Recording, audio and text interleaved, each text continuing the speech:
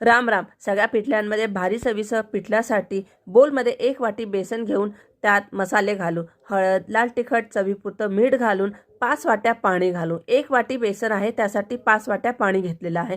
हे प्रमाण एकदम परफेक्ट आहे. पिठलं पातळ चांगलं लागतं.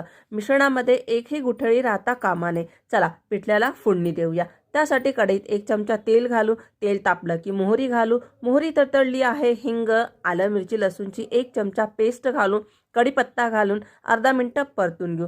1 बोल फ्रेश मटार घालून मिनिटभर तेलात परतून झाकण ठेवून 3 ते 4 मिनिटं वाफवून घेऊ. 3-4 मिनिटांनंतर पाहू मटार बऱ्यापैकी मऊ झालेले आहे. आता यात मिश्रणाचा घोळ घालून तळाशी चमचा घालून मिश्रण एकजीव करून घेऊ. 1 उकळी येईपर्यंत गॅस आपल्याला मोठा ठेवायचा आहे. चाळ सतत देत राहायची आहे. 3-4 मिनिटांनंतर बेसन घट्ट झालेलं आहे. झाकण अर्धवट ठेवून 1 वाफ काढून घेऊ. झाकण ठेवल्यानंतर गॅस आपल्याला लो करून 5 ते 6 मिनिटं एक दणदणीत वाफ काढून घेऊ.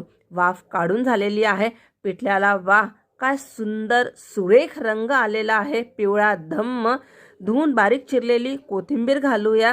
तर पोळी, भाकरी, भातासोबत खाण्यासाठी पिठलं तयार आहे. तुम्ही नक्की ट्राय करून बघा. धन्यवाद.